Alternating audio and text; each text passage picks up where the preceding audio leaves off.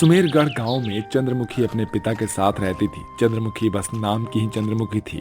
दिखने में वो अपने नाम के बिल्कुल विपरीत यानी बहुत ही काली थी। चंद्रमुखी अब शादी के लायक हो गई थी और उसके पिता महेश अब काफी ज्यादा बीमार रहने लग गए थे।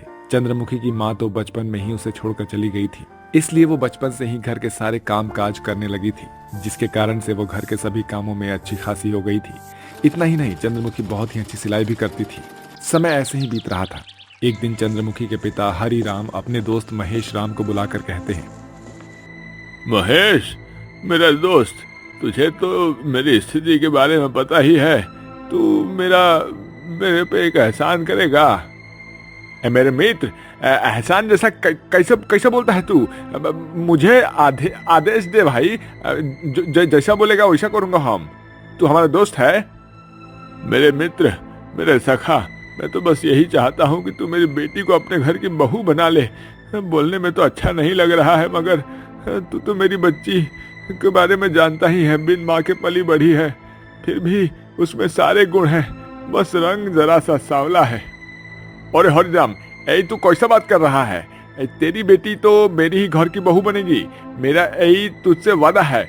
और रही बात रंग की, तो हम सभी को बनाने वाला ऊपर वाले जो भगवान है, वो हमें जैसा स्वरूप दिया है उसमें कोई संदेह नहीं करना चाहिए। वैसे भी मुझे चंद्रमुखी के बारे में बहुत अच्छे से पता है। तू फिक्र मत कर, मैं जल्दी से पंडित जी से बात करके चंद्रमुखी को अपने घर की बहू बनाने नहीं बल्कि बेटी बनाकर लेके आऊंगा। ये कहकर महेश वहां से चला जाता है और अपने घर के बाहर अपनी पत्नी ममता को ये सारी बातें बताता है। अजय, चंद्रमुखी तो बहुत बदसूरत है। पूरे गांव में उसके बदसूरती के चर्चे हैं। कहते हैं कि कोई उसकी शक्ल देख ले तो सारा दिन खाना नसीब नहीं होता। और आपने अपने इकलौते बेटे की उससे शादी करवाने की सोच ली। देखो ममता, यही बात पर कोई बहस नहीं चाहता हूँ हम। अब तो जो मैंने कह दिया है वही बोल दिया है, ठीक है? चंद्रमुखी जो है हमारे घर का ही बहू बनेगी। ये कहकर हरिराम पंडित जी से एक अच्छा मुहूर्त निकलवाता है और अपने बेटे आदित्य की शादी उससे करवा के अपने घर ले आता है। लेकिन ना तो आदित्य चंद्रमुखी को अपनी पत्नी मानने को तैयार था और ना ही ममता चंद्रमुखी को अपनी बहू। चंद्रमुखी अपने ससुराल में सारे काम करती थी, यहाँ तक कि वो अपने मायके भी जाकर अपने पिता की देखभाल करती थी। लेकिन उसकी सारी अच्छाइयों पर उसकी बदसूरती भारी पड़ रही थी। ससुराल में महेश के अलावा कोई भी उससे सीधे मुंह बात नहीं करता था। मोहल्ले की औरतें भी चंद्रमुखी की बदसूरती को लेकर उसकी सास ममता को ताने मारती थी। अरे ममता, तुझे और कोई लड़की नहीं मिली अपने आदित्य के लिए? चंद्रमुखी तो कहीं से भी तेरे बेटे के लायक नहीं है। पता नहीं कौन से जन्म के पाप है तुम्हारे, जो तुम्हें इस जन्म में इतनी बदसूरत बहू मिली है। एक हमारी बहू है, एकदम दूध जैसी गोरी चिट्टी खूबसूरत।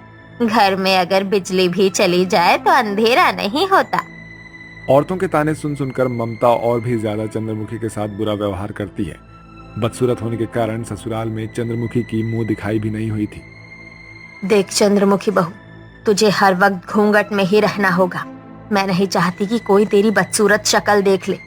बेचारी चंद्रमुखी को हमेशा से ही लंबे घूंघट में रहना पड़ता था। ससुराल में चंद्रमुखी की हैसियत नौकरानी से कम नहीं थी, लेकिन फिर भी चंद्रमुखी उफ तक नहीं करती थी। वहीं चंद्रमुखी में एक बहुत ही अच्छी खूबी थी कि वो काम काज करने में काफी फुर्तीली थी। वो बहुत ही जल्दी घर के सारे काम को निपटा दिया करती थी। माँ जी, घर के सारे काम तो हो गए, अब मैं क्या करूं? अब क्या करेगी? मेरी छाती पर मूंग दलेगी क्या? अपनी मनहूस शक्ल लेकर मेरे पास मत आया कर। अपनी सास की बुरी बुरी बातें सुनकर चंद्रमुखी वहां से रोते हुए जाने लगती है कि तभी ममता उससे कहती है, कहाँ जा रही है? अब अगर शक्ल दिखा ही दी है तो जरा मेरे पैरों को दबा दे, बहुत दर्द हो रहा है। चंद्रमुखी बिना कुछ बोले ममता के पैर दबाने लगती है। वो ममता और आदित्य की खूब सेवा करती है, लेकिन फिर भी इन सब से उसको कोई फायदा नहीं होता। चंद्रमुखी की बदसूरती अब उसके लिए एक अभिशाप बन चुकी थी। एक दिन महेश के घर पर उसके बड़े भाई के यहाँ से शादी का न्योता आता है। ममता, कल बड़े भैया की बेटी की शादी है, वहाँ तो आप शादी में हमको बुलाया है, तो हमको जो है सुबह सुबह वहाँ पहुँचना पड़ेगा। अरे फिर ये बात पहले बतानी थी ना। अब मैं कौन सी साड़ी पहनकर वहां जाऊंगी? मुझे तो तैयारी करनी पड़ेगी। अब तो शाम होने वाली है, थोड़ी देर में बाजार की दुकान भी बंद हो जाएगी। ममता शादी में जाने के लिए अपनी सभी साड़ियों को अलमारी से निकाल कर देखती है। हाँ, ये ठीक रहेगा। ये बनारसी साड़ी पहनकर मैं चली जाती हूँ। ये एकदम नई है, इसे मैं अभी तक किसी भी शादी में नहीं पहना, लेकिन इसका ब्लाउज तो अभी तक सिला नहीं है और कल ही मुझे शादी में भी जाना है। इतनी जल्दी मुझे ब्लाउज सिलकर कौन देगा? ममता अभी अपने आप से ये बातें कर ही रही होती है कि तभी वहां पर चंद्रमुखी आ जाती है और ममता की बातें सुन लेती है। चंद्रमुखी बहुत ही अच्छा सिलाई किया करती थी। वो ममता से बोलती है, माँ जी, आप चिंता मत कीजिए, मैं आपका ब्लाउज 1 घंटे में ही सिलकर तैयार कर दूंगी। अरे रहने दे, बढ़िया ही ब्लाउज सिलने वाली। तुझसे ना हो पाएगा, तू तो मेरे ब्लाउज को भी अपनी शक्ल जैसी बना देगी। नहीं माँ जी, आप मेरा यकीन मानिए, 1 घंटे में ये ब्लाउज सिलकर आपको दे दूंगी। मुझे बहुत अच्छी सिलाई करनी आती है, मैं बहुत अच्छे ब्लाउज सिलकर आपको दे दूंगी। शादी से पहले अपने और पिताजी के कपड़े मैं ही सिला करती थी। इस तरह चंद्रमुखी के बार बार कहने पर ममता ने अपना ब्लाउज सिलने के लिए उसे दे दिया। चंद्रमुखी ने सच में 1 घंटे में ही उस ब्लाउज को बहुत अच्छे से डिजाइन के साथ सिलकर तैयार कर दिया था। माँ जी, ये लीजिए आपका ब्लाउज सिलकर तैयार हो गया। ममता उस ब्लाउज को देखकर काफी हैरान रह जाती है। अरे वाह बहू, तूने तो सच में ही कमाल कर दिया। तूने वाकई में काफी सुंदर डिजाइन के साथ इस ब्लाउज को बनाया है। अगले दिन सभी घर के सदस्य शादी में चलने के लिए तैयार हो जाते हैं, लेकिन बदसूरत होने के कारण से वो चंद्रमुखी को अपने साथ नहीं ले जाते हैं। बेचारी चंद्रमुखी अकेले घर में रहती है। ओहो, अब मैं क्या करूं? सभी लोग तो शादी में चले गए और मैं यहाँ पर अकेली हूँ। अब मैं सारा दिन क्या करूंगी? तभी चंद्रमुखी को याद आता है कि उसके मायके से आया हुआ एक लहंगे का कपड़ा है। क्यों ना आज मैं उस लहंगे को सिलकर अपने लिए एक लहंगा तैयार कर लूं। इससे मेरे लिए एक नई ड्रेस भी मिल जाएगी और मेरा समय भी कट जाएगा। चंद्रमुखी अपने बक्से से एक बहुत ही साधारण सा लहंगे का कपड़ा निकालती है और अपनी सिलाई मशीन पर उस लहंगे को सिलने लगती है। चंद्रमुखी हर काम बहुत फुर्ती से करती थी, इसलिए उसने अपने लहंगे को भी बहुत ही फुर्ती से सिलकर तैयार कर दिया था। बस कुछ ही घंटों में उसका साधारण सा लहंगा सिलकर तैयार था, लेकिन चंद्रमुखी ने उस लहंगे की डिजाइन को इतना खूबसूरत बनाया था कि वो तैयार होने के बाद बहुत ही सुंदर लग रहा था, जिसे देखकर चंद्रमुखी बहुत खुश हो जाती है। ये लहंगा कितना सुंदर बन गया है, क्यों ना मैं इसे पहनकर ट्राई करूं? चंद्रमुखी ने उस लहंगे को पहना और जब वो आईने के सामने गई तो वो ये देखकर हैरान हो जाती है कि वो काफी ज्यादा खूबसूरत दिख रही थी। आईने में उसकी शक्ल किसी परी जैसी लग रही थी। वो देखकर चंद्रमुखी अपने मन ही मन सोचती है, अरे ये क्या? आने में ना जाने कौन है? क्या ये सच में मैं ही हूँ? लेकिन मैं तो इतनी बदसूरत थी, तो फिर इतनी खूबसूरत कैसे दिख रही हूँ? ये कहकर चंद्रमुखी उस लहंगे को उतार देती है और साधारण से कपड़े पहनकर फिर से अपने आईने के सामने आती है, जिसके बाद वो देखती है कि अभी भी वो पहले की तरह बदसूरत है। चंद्रमुखी को कुछ समझ में नहीं आता है कि आखिर माजरा क्या है, लेकिन वो बार बार अपनी उस लहंगे को पहनती है और जब वो आईने के सामने आती है तो बहुत ही खूबसूरत दिखने लग जाती है। और जब वो उस लहंगे को उतार कर साधारण कपड़े पहनती है तो देखती है कि आईने के सामने वो बहुत ही बदसूरत दिखाई दे रही है। ये कैसा चमत्कार है? कहीं ये सब इस लहंगे का जादू तो नहीं है? तभी उस लहंगे से एक आवाज आती है, हाँ चंद्रमुखी, मैं एक जादुई लहंगा हूँ, इसलिए मुझे पहनने के बाद तुम काफी खूबसूरत दिखाई देती हो। ये लहंगे का कपड़ा स्वर्ग लोक में रहने वाली रानी अपनी प्रिय दासी के लिए इससे एक लहंगा बनवाने वाली थी, लेकिन तभी इस लहंगे का कपड़ा उसके हाथ से छूटकर धरती लोक पर चला गया और वो तुम्हें मिला। अच्छा, तो ये बात है। हे जादुई लहंगा, क्या ऐसा नहीं हो सकता कि मैं अपने साधारण कपड़े में ही खूबसूरत दिखूं? क्योंकि अब मैं हर समय ये लहंगा पहनकर तो नहीं रह सकती ना। हाँ चंद्रमुखी, मैं तुम्हारी चिंता को समझ रहा हूँ और ऐसा हो भी सकता है। तुम्हें बस इस लहंगे को सबकी नजर से बचाकर रखना होगा। किसी को भी इस जादुई लहंगे का राज पता नहीं चलना चाहिए और रोज तुम सुबह उठकर सबसे पहले इस लहंगे को देखना। इस लहंगे को देखने भर से तुम दिन भर खूबसूरत दिखाई दोगी, लेकिन ध्यान रहे कि जिस दिन तुमने इस लहंगे को नहीं देखा उस दिन तुम पहले की तरह बदसूरत दिखने लगोगी। ठीक है जादुई लहंगा, मैं हर सुबह उठकर सबसे पहले तुम्हें देखूंगी। तुम्हारा बहुत बहुत धन्यवाद। अब चंद्रमुखी की खुशी का कोई ठिकाना नहीं था, क्योंकि वो बहुत ही खूबसूरत दिख रही थी। उसने उस जादुई लहंगे को छुपाकर एक संदूक में रख दिया और जब शादी से उसके ससुराल वाले वापस लौट कर आए तो चंद्रमुखी ने उनके लिए दरवाजा खोला। उसे देखकर उसके ससुराल वालों को ऐसा लगा कि कोई अप्सरा स्वर्ग लोक से उतर कर आ गई है, जिस पर चंद्रमुखी की सास ममता बोलती है, तुम कौन हो? हम तो अपने घर में हमारी बहू चंद्रमुखी को छोड़कर गए थे। माँ जी, मैं ही आपकी बहू चंद्रमुखी हूँ। चंद्रमुखी को देखकर आदित्य और महेश भी चौंक जाते हैं। अरे तुम चंद्रमुखी कैसे हो सकती हो? चंद्रमुखी तो बहुत ही बदसूरत और काली है, और तुम तो स्वर्गलोक से आई हुई बिल्कुल अप्सरा जैसी लग रही हो। भला ऐसे कैसे हो सकता है? सच में आप लोग मेरे ऊपर विश्वास कीजिए, मैं ही चंद्रमुखी हूँ। मैं अब पहले की तरह बदसूरत नहीं रही, मेरा रंग बदल चुका है। ये सब कैसे हुआ है, ये सब मुझे नहीं पता। चंद्रमुखी ने किसी को भी अपनी जादुई लहंगे के बारे में कुछ भी नहीं बताया।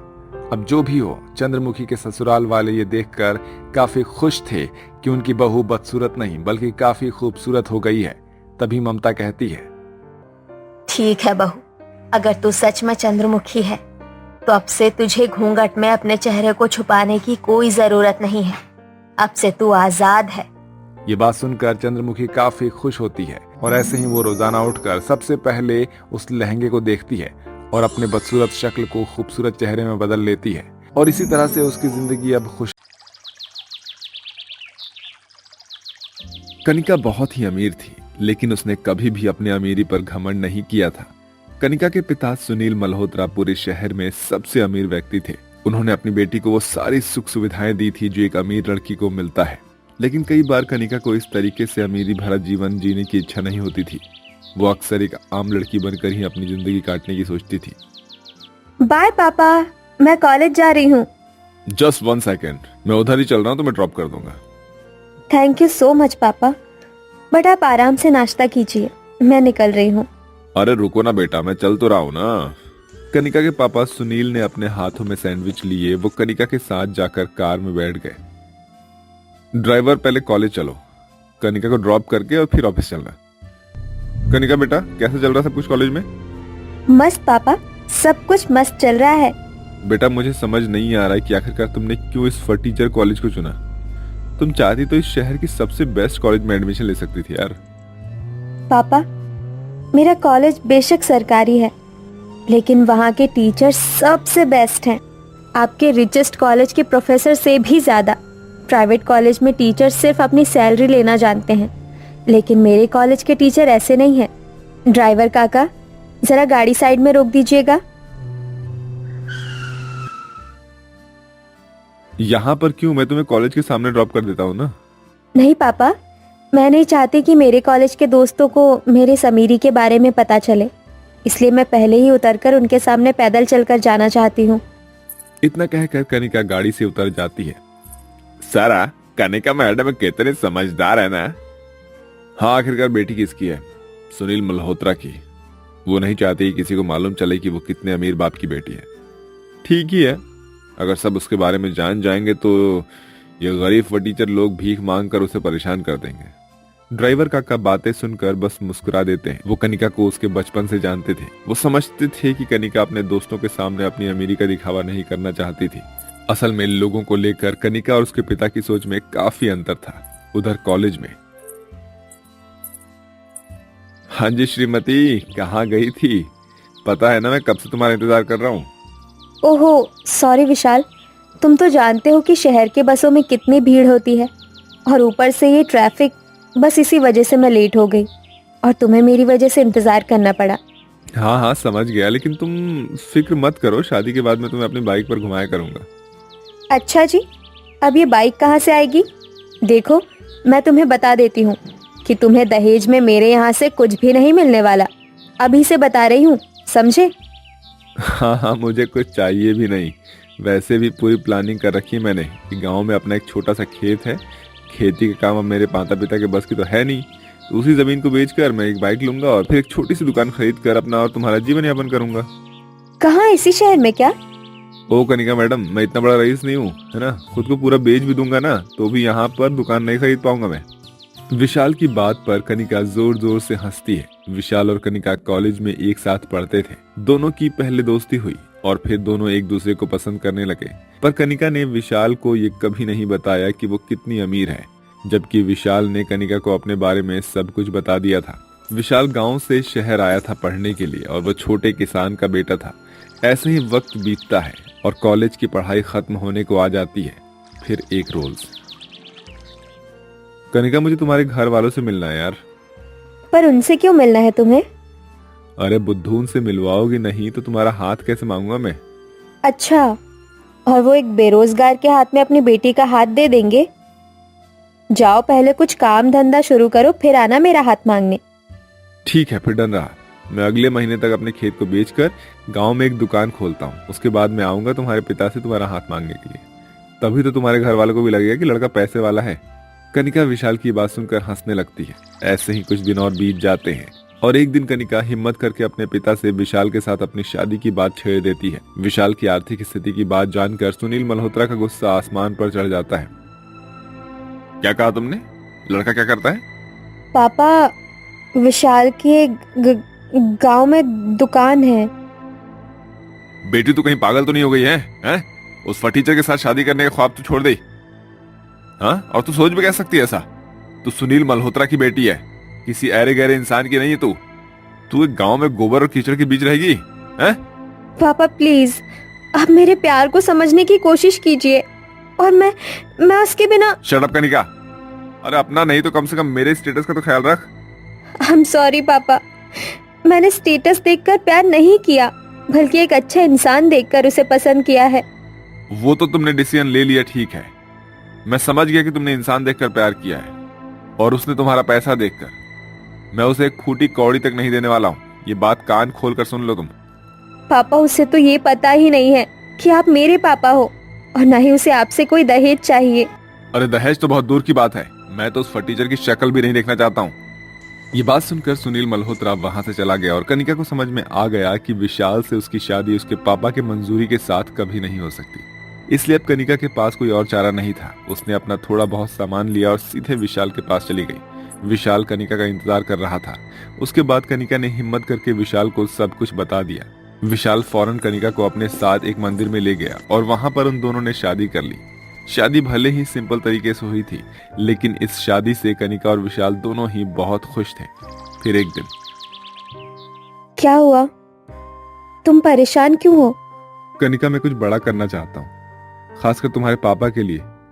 तुम तो महलों में रही हो ना, तुम मेरे साथ इस गरीबी में जिंदगी बिता रही हो, तो मैं सोच रहा हूँ कि क्यों ना मैं शहर चला जाऊं।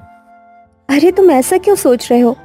और अगर हम शहर चले गए तो यह माँ पिताजी का ध्यान कौन रखेगा? कनिका की समझदारी भरी बातें सुनकर विशाल को काफी अच्छा लगता है। दरअसल विशाल के माता पिता बूढ़े हो चुके थे और वहीं विशाल के पिता महेश की भी अब तबीयत कुछ अच्छी नहीं चल रही थी। जैसे तैसे करके अभी घर चल रहा था, लेकिन कनिका की इस बात से विशाल के अंदर कुछ कर गुजरने की इच्छा और भी मजबूत हो जाती है और वो कनिका से कहता है, कनिका देखना, मैं तुम्हारे लिए एक दिन बहुत बड़ा घर बनवाऊंगा, बिल्कुल सोने की महल की तरह, जिसमें हर चीज सोने की लगी होगी, सोने की। हाँ ठीक है बाबा, ठीक है। वैसे वो जमीन का क्या हुआ जो तुम बेचने को कह रहे थे? कनिका, उस जमीन को कोई खरीदने को राजी नहीं है, और कोई खरीद भी रहा है तो उसकी कीमत काफी कम लगा रहा है। यही तो सारी बात फंस रही है। अच्छा ये बात है। ठीक है विशाल, तुम भरोसा रखो, सब कुछ ठीक हो जाएगा। चलो मैं नदी पर जाती हूँ, शाम को खाना बनाने और पीने के लिए पानी लाना है। ऐसा कहकर कनिका मटका उठाए नदी की ओर निकल जाती है। वो चलते चलते अपने घर से काफी दूर निकल जाती है। तभी एक आदमी अपने कार के पास खड़ा होकर कनिका से कुछ पूछता है। सुनिए, यहाँ कोई आसपास में मैकेनिक या कहें कि गैरेज वगैरह कोई है क्या? एक्चुअली मेरी गाड़ी खराब हो गई है। नहीं जी, यहाँ तो कई किलोमीटर दूर तक कोई भी गैराज या मैकेनिक नहीं है। आपको शहर से ही यहाँ पर मदद के लिए किसी को बुलाना पड़ेगा। Oh shit. चलिए, धन्यवाद आपका बताने के लिए। इसके बाद कनिका उस आदमी को ये बताकर आगे निकल जाती है। कनिका पूरे रास्ते उसकी गाड़ी खराब वाली बात को सोचने लगती है, और जब वो पानी लेकर अपने घर वापस जाती है तो कहती है, हाँ ये सही रहेगा, विशाल के लिए मैं खुद ही ट्राई करती। ऐसा कहते हुए वो घर चली जाती है, जिसके बाद वो घर पर जाकर सभी को खाना बनाकर खिलाती है, और अगली सुबह वो शहर में कुछ पेपर को लेकर अपने ड्राइवर काका के पास जाती है। ड्राइवर काका नमस्ते। नमस्ते कनिका बेटिया, तुम यहाँ कैसे? ड्राइवर काका, मुझे आपकी मदद चाहिए थी। क्यों नहीं बिटिया, बताओ क्या मदद चाहिए? दरअसल कनिका के ड्राइवर काका को गाड़ियां चलाना और उसे बनाने का काफी अच्छा खासा अनुभव था, इसलिए वो उन्हें अपने साथ पहले बैंक ले जाती है और वहां से विशाल के जमीन के पेपर्स को दिखाकर बिजनेस लोन पास करवाती है और अपने ड्राइवर काका को अब समझाकर दोबारा से वो अपने ससुराल आ जाती है। कनिका, कहाँ गई थी तुम इतनी सुबह सुबह? दरअसल विशाल, मैं शहर गई थी अपने जमीन से बैंक के द्वारा लोन लेने के लिए, और लोन मिल भी गया। अब इससे हम एक गाड़ियों का शोरूम खोलेंगे जहां लोग अपने बाइक का रिपेयर करवाएंगे। इसके लिए मैंने अपने ड्राइवर काका को भी साथ रख लिया है, और ये शोरूम तुम्हारा होगा। क्या सच में? लेकिन तुम्हें ये आइडिया आया कहाँ से? इसके बाद कनिका विशाल से कल उस आदमी की गाड़ी खराब होने की बात बताती है और अपनी आइडिया के बारे में सब कुछ बताती है, जिसके बाद वो विशाल को उस शोरूम के पास भी लेकर जाती है जहां उसके ड्राइवर काका पहले से ही मौजूद थे। अरे यार, तुमने तो सच में सारी परेशानियों को ही दूर कर दिया। सच में ड्राइवर काका, आपका भी बहुत बहुत शुक्रिया हमारी मदद करने के लिए। कनिका, आई लव यू यार। आई लव यू टू विशाल। फिर क्या था, विशाल अपने उस शोरूम में दिन रात मेहनत करता है और तरक्की हासिल करता है। दरअसल विशाल के गांव के आसपास कई किलोमीटर तक कोई भी रिपेयरिंग शॉप नहीं थी, जिस कारण से विशाल का काम अच्छा चल पड़ता है। इस तरह से विशाल कनिका से किया हुआ अपना वादा भी पूरा करता है और वो उसे एक अच्छा सा महलों जैसा घर खरीदकर उसे गिफ्ट करता है, और अब पूरा परिवार उसी घर में एक साथ मिलजुल कर खुशी खुशी रहते हैं।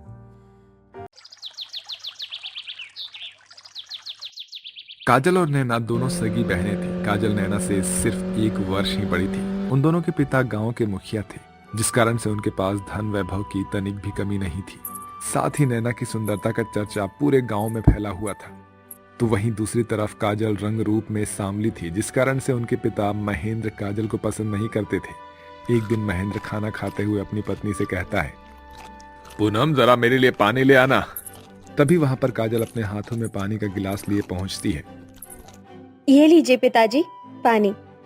काजल को देखकर महेंद्र काफी ज्यादा गुस्से में बोलता है, पूनम, तुम्हें कितनी बार कहा है मैंने कि इस मनहूस को मेरे सामने मत आने दिया करो? हैं? सुबह सुबह पूरा इसका शक्ल देखकर मेरा मूड खराब हो गया एकदम। अब पता नहीं आज का दिन मेरा कैसे जाएगा पूरा का पूरा। आप ये कैसी बातें कर रहे हैं? आखिर ये भी आपकी बेटी ही है। नहीं, मेरी सिर्फ एक ही बेटी है और वो है नैना। पूरा गांव नैना की सुंदरता की तारीफ करता है, तो वहीं इस कल्लो की बदसूरती की वजह से मुझे पूरे गांव का मुखिया होने के बावजूद भी इतना सारा अपमान सहना पड़ता है। इतना बोलकर महेंद्र वहां से गुस्से में चला जाता है। वहीं काजल अपने कमरे में आकर फूट फूट कर रोने लगती है। तभी वहां पर उसकी माँ पूनम आकर बोलती है, अपने पिताजी की बातों का बुरा मत माना कर। तुझे तो उनके स्वभाव के बारे में पहले से ही पता है। माँ, पिताजी मुझे हर वक्त अपमानित करते हैं। वो तो मुझे अपनी बेटी भी नहीं समझते। अगर मैं नैना की तरह रूप रंग में सुंदर नहीं हूँ तो इसमें मेरा क्या दोष? चिंता मत कर मेरी बेटी, सब सही हो जाएगा। अगले दिन मुखिया अपनी पत्नी पूनम से बोलता है, देखो पूनम, मैंने काजल और नैना का रिश्ता दूसरे गांव के सरपंच भानु सिंह के पास कर दिया है। तुम शादी की तैयारी करो। इतना बोलकर महेंद्र वहां से चला जाता है। अपने पति के जाते ही पूनम काजल से बोलती है, देखा तूने, तेरे पिताजी ने तेरा रिश्ता भी सरपंच जी के यहाँ ही तय किया है, और तू कहती थी कि वो तेरी शादी कहीं भी कर देंगे। तभी वहां पर नैना भी आ जाती है, जो कि बहुत ही घमंडी थी। माँ, ये मैं क्या सुन रही हूँ? पिताजी ने मेरा और इस कल्लो का रिश्ता एक ही परिवार में तय किया है? हाँ, कर दिया। और तू थोड़ा तमीज से बोल। वैसे भी ये बहुत ही अच्छी बात है। तुम दोनों बहनें जीवन भर अब साथ साथ रहोगी। माँ, आपका दिमाग तो ठीक है ना? मैं इस घर में बहुत ही मुश्किल से इसे झेलती हुई आई हूँ। सोचा था शादी के बाद इससे मुझे छुटकारा मिल जाएगा, लेकिन ये तो शादी के बाद भी मेरा पीछा नहीं छोड़ेगी। नैना के इस तरह से कहने पर पूनम नैना को सुनाती है, जिसके बाद वो वहां से चली जाती है। ऐसे ही कुछ महीने बीत जाते हैं और अब उनकी शादी की तारीख आ जाती है। उन दोनों की एक ही मंडप में शादी हो रही थी। काजल की शादी भोला और नैना की शादी अभिषेक से हो जाती है।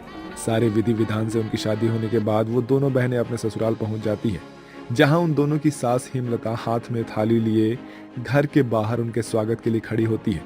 इसके बाद नैना तुरंत अपनी सास के चरण स्पर्श करने लगती है। खुश रहो बहू, सदा सुहागन रहो। और जब काजल भी चरण स्पर्श करने के लिए झुकती है, तभी हेमलता पीछे होते हुए बोलती है, तेरा दिमाग तो ठीक है। अभी मेरे इतने भी बुरे दिन नहीं आए हैं कि मैं अपनी नौकर की पत्नी को आशीर्वाद दूं। ऐसी बात सुनकर दोनों बहनें ही चौंक पड़ती है। वहीं हेमलता गुस्से में काजल के पति भोला से बोलती है, अरे देखता क्या है, इस घर के अंडरग्राउंड वाले घर में तू अपनी पत्नी को ले जा। वैसे भी मैंने तेरी शादी कराकर तेरे ऊपर एहसान कर दिया है, और अगर तू सारी जिंदगी भी हमारी सेवा करेगा ना, तो भी तू हमारा ये एहसान नहीं चुका पाएगा। चल अब दूर हो जा मेरी नजरों से। इसके बाद में भोला मुंह लटकाते हुए अपनी पत्नी को नीचे बने हुए मिट्टी के घर में लेकर चला जाता है। काजल आंखों में आंसू लिए अपने पति की ओर देखते हुए बोलती है, ये सब क्या है?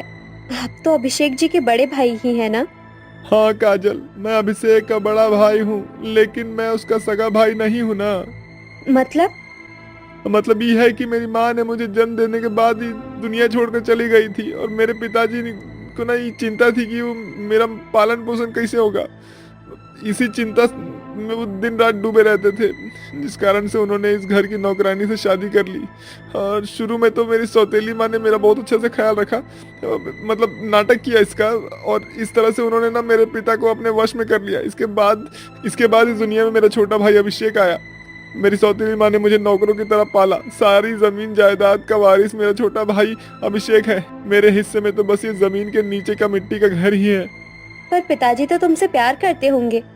नहीं काजल, मेरे छोटे भाई के जन्म के बाद उन्होंने मुझे सिर्फ बोझ ही समझा है। बाहर के लोगों के सामने पिताजी और मेरी सौतेली माँ मुझे लेकर सिर्फ दिखावा करते हैं। कोई बात नहीं जी, अब मैं आ गई हूँ ना, सब ठीक हो जाएगा।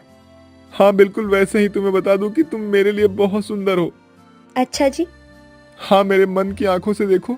वैसे आज हमारी सुहागरात है, लेकिन मैं तुम्हारे लिए कुछ भी नहीं लेकर आ पाया। मुझे माफ कर दो। कोई बात नहीं जी, मुझे आप मिल गए, इससे ज्यादा मुझे कुछ भी नहीं चाहिए। जहाँ जमीन के नीचे एक गरीब भोला और काजल की सुहागरात मन रही थी, वहीं ऊपर ऐशो आराम से नैना की। नैना देखो, मैं तुम्हारे लिए ना ये नेकलेस लेकर आया हूँ। वाह, ये तो बहुत खूबसूरत है, सच में थैंक यू सो मच। यार तुम सच में बहुत खूबसूरत हो यार, मन कर रहा है कि मैं तुम्हें तुम्हारे साथ खो जाऊं। तो इसमें इतनी सोचने वाली क्या बात है, खो जाइए। इसके बाद जमीन के ऊपर बहन नैना और जमीन के नीचे बने मिट्टी के घर में बहन काजल की सुहागरात बनती है। ऐसे ही सुबह हो जाती है। देख काजल, आज से तुझे इस घर का सारा काम करना है। तुझे इस घर के खाना बनाने से लेकर कपड़े धोने, घर के साफ सफाई, सभी चीजों का अच्छे से ख्याल रखना है। बाकी तेरा पति बाहर का हर काम देख लेगा। ध्यान रहे, कोई गड़बड़ नहीं होनी चाहिए। और हाँ, नैना बहू के सभी चीजों का भी ध्यान रखना भी तेरा काम है। जी माँ जी। जिसके बाद काजल दिन रात काम में लगी रहती है। उससे बैठने के लिए एक भी पल नहीं मिलता। शायद पिताजी ने जानबूझकर मेरी शादी इस घर में करवाई थी। माँ तो बस भोली है, उन्हें तो यहाँ क्या हो रहा है कुछ भी नहीं पता होगा। काजल अभी मन में ऐसा सोच ही रही होती है कि तभी हाथों में कपड़े लिए नैना वहाँ पर आ जाती है और कहती है, ये ले कर लो महारानी, सारे कपड़े अच्छे से धो देना। ठीक है बहन, मैं तेरी बहन नहीं हूँ, तू सिर्फ एक नौकरानी है बस, और कुछ भी नहीं, समझी? ऐसा कहते हुए नैना वहाँ से चली जाती है। काजल को ये बात बहुत बुरी लगती है, लेकिन वो इस बारे में कुछ भी नहीं कह सकती थी। जिसके बाद काजल उन सभी कपड़ों को धोती है। ऐसे ही दोनों बहनों का समय बीतता है और दोनों बहनें अब गर्भवती हो जाती हैं। जहाँ एक तरफ नैना को सारे ऐशो आराम मिल रहे थे, तो वहीं पर काजल को दुख और पीड़ा, दर्द के अलावा और कुछ भी नहीं मिल रहा था। हाँ, अगर कुछ अच्छा हुआ था तो वो था भोला से शादी, जो कि काजल के हर परिस्थिति में उसके साथ खड़ा था। काजल, मैं जानता हूँ कि तुम बहुत ही तकलीफों से गुजर रही हो।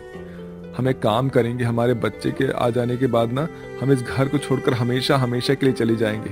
मैं तुम्हारे ऊपर इतना अत्याचार होते हुए नहीं देख सकता हूँ। अरे आप मेरी इतनी फिक्र क्यों कर रहे हैं? मैं ठीक हूँ और मुझे कोई दिक्कत नहीं है, सब अच्छा और सही चल रहा है। भोला सब जानता था, लेकिन वो अभी कुछ भी नहीं बोलता। ऐसे ही समय बीतता है और अब नैना और काजल का 9वां महीना लग जाता है। और एक दिन, काजल जा मेरी बहू के लिए कुछ फ्रूट्स काट के लिया। मेरी बहू बहुत ही कमजोर हो गई है, शायद तूने इसके खाने पीने का अच्छे से ध्यान नहीं दिया। माँ जी, मैंने अभी ही तो फल दिया था कुछ देर पहले। अच्छा, तो तू अब मेरी बहू को नजर भी लगाएगी?